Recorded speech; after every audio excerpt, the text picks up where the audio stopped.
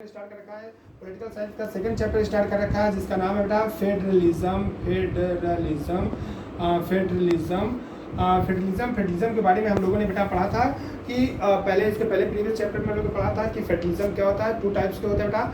Coming to इसके पहले हम लोगों ने पढ़ा था फेडरलिज्म की definitions and on the division on the base of the division of power there are two form of the government coming together and holding together. Coming together के बारे में मैंने आप लोगों को पढ़ाया था बेटा कि ये unitary form of and government and federal form of the government. Unity मैंने बताया था power is not divided, federal में पावर डिवाइडेड है। फिर बेटा मैंने की फीचर्स पढ़ाया था और आज हम लोग पढ़ेंगे बेटा टाइप्स ऑफ या रूट्स ऑफ बेटा क्या पढ़ेंगे रूट्स ऑफ द फेडरलिज्म। क्या पढ़ेंगे बेटा रूट्स ऑफ फेडरलिज्म को बेटा हम लोग क्या पढ़ सकते हैं टाइप्स ऑफ फेडरलिज्म भी कह सकते हैं। और फेडरलिज्म के कितने टाइप्स होते हैं तो बेटा there are two types of federalism. अब तो there are two types of federalism भी बेटा दो तरीके का होता है। पहला होता है बेटा हमारा coming together type of federalism, ठीक है। और दूसरा बेटा होता है हमारा holding together type of federalism. तो बेटा there are two types of the federalism. एक होता है बेटा हमारा कमिंग टुगेदर टाइप। तुम्हारी बुक में बेटा तीन तरीके का फेडरलिज्म दिया है। पहला first route, second route, third route करके दिया है। और जिसमें फर्स्ट रूट को बेटा हम लोग coming together types of federalism कहेंगे और सेकंड रूट को बेटा हम लोग holding together types of federalism कहेंगे। फर्स्ट टाइप के coming together types of federalism, second type के holding together types of federalism कहेंगे बेटा। और थर्ड रूट के बारे में हम लोग बाद में डिस्कस करेंगे। पहले हम लोग डिस्कस करेंगे बेटा coming together types of federalism. इसके बारे में डिस्कस करेंगे coming together type of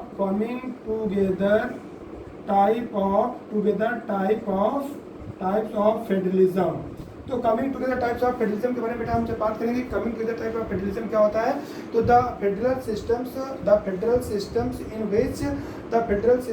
which the powers is divided. इसके डिवीजन के बेस में थोड़ा सा डिफरेंस होगा।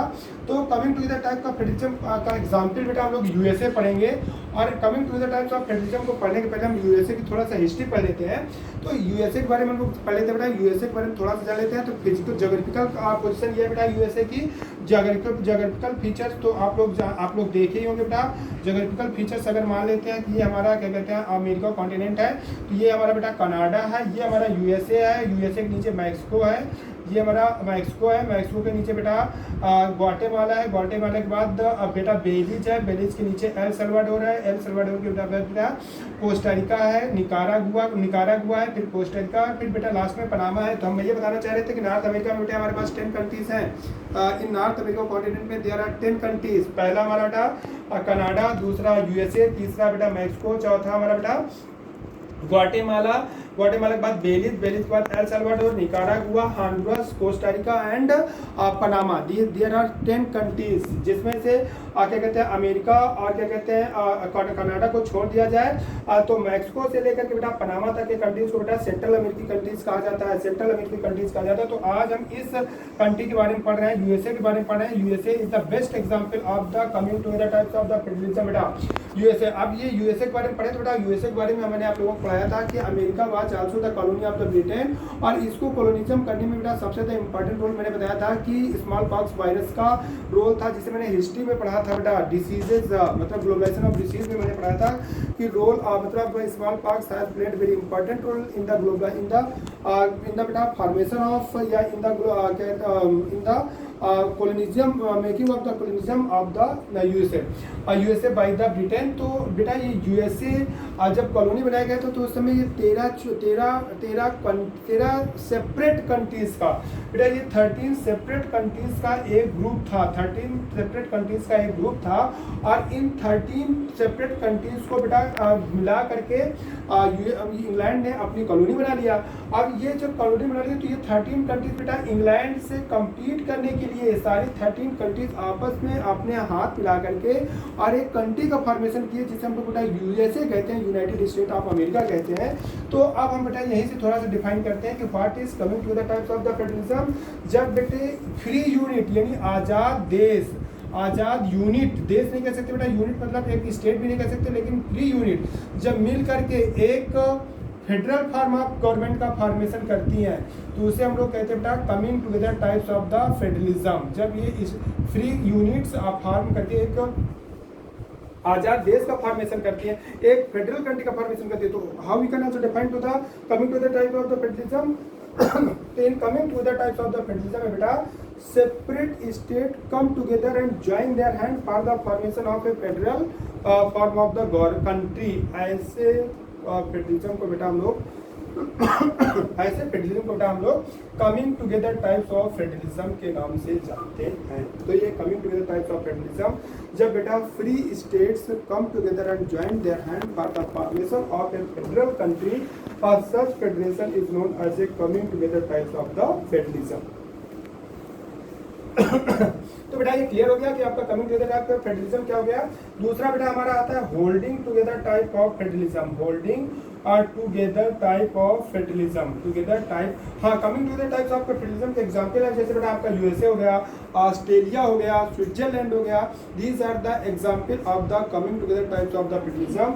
USA, Australia as well as Switzerland, these are the example of the coming together types of the federalism. बात करते हैं आप कर गए holding together types of federalism. तो बेटा जब किसी एक बहुत बड़े कंट्री को एक सिंगल गवर्नमेंट अकेले हैंडल करने में सक्सेस नहीं होती तो उस सिंगल मतलब उस कंट्री को डिफरेंट स्टेट में डिवाइड करके एक मतलब federal form of the government initiate किया जाता है, इम्प्लीमेंट किया जाता है, उसे बेटा holding together types of federalism कहते हैं। Holding together types of the federalism when a single government because of its vastness a single government is not capable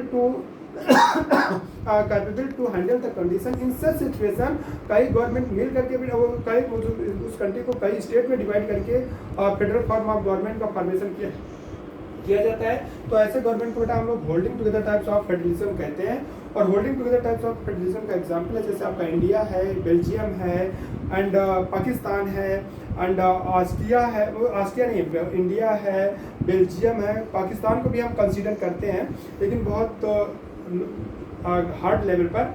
और इसके बाद फिर बच्चों हम लोगों का तीसरा routes of form of government का बताया गया है, इंडिया केस बताया गया है, लेकिन वो लगभग बेटा इंडिया में खत्म हो चुका है क्योंकि ये तीसरे form of the federal form में ये डिस्कस किया गया है जो कि केवल तुम्हारी बुक में डिस्कस है तीसरे वाले ग्रुप में नहीं डिस्कस है। और वो ये है बेटा कि वो जो तीसरा फॉर्म ऑफ गवर्नमेंट है, वो तीसरा फॉर्म ऑफ गवर्नमेंट वो है, वो ये है बच्चों कि थर्ड फॉर्म ऑफ गवर्नमेंट में जो पावर का डिवीजन किया गया है वो इक्वली नहीं डिवीजन किया गया है। किसी स्टेट को किसी गवर्नमेंट को ज़्यादा दिया गया है और किसी गवर्नमेंट को कम पावर दी गई है, इसी को बेटा हम लोग थर्ड रूट कहते हैं। जैसे इन केस ऑफ इंडिया में बाकी स्टेटों को कम पावर दिए गए, दिल्ली को बाकी स्टेट से भी कम दिए गए हैं, और वहीं पर जम्मू कश्मीर को बहुत ज़्यादा पावर आर्टिकल 370 के थ्रू से स्पेशल स्टेट का स्टेटस दिया गया था जम्मू कश्मीर को। लेकिन वो बेटा अब हम लोग जानते हैं कि वो हमारे सिलेबस से हट चुका है क्योंकि जम्मू कश्मीर का जो आर्टिकल 370 एंड 35A के थ्रू स्पेशल स्टेट का स्टेटस दिया गया था वो हटाया जा चुका है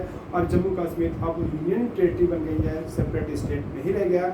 इस वजह से जो थर्ड रूट ऑफ फेडरलिज्म है उसका काम अब नहीं है, वो अब तुम्हारे सिलेबस में नहीं है और वैसे भी वो NCERT बुक में नहीं दिया था। तो बच्चों इस तरीके से हमने टाइप्स ऑफ फेडरलिज्म पढ़ा। आगे के टाइम में बेटा हम इंडिया के फेडरेशन के बारे में आगे के वीडियोज़ में पढ़ेंगे, उनमें कंप्लीट करेंगे। ओके बच्चों।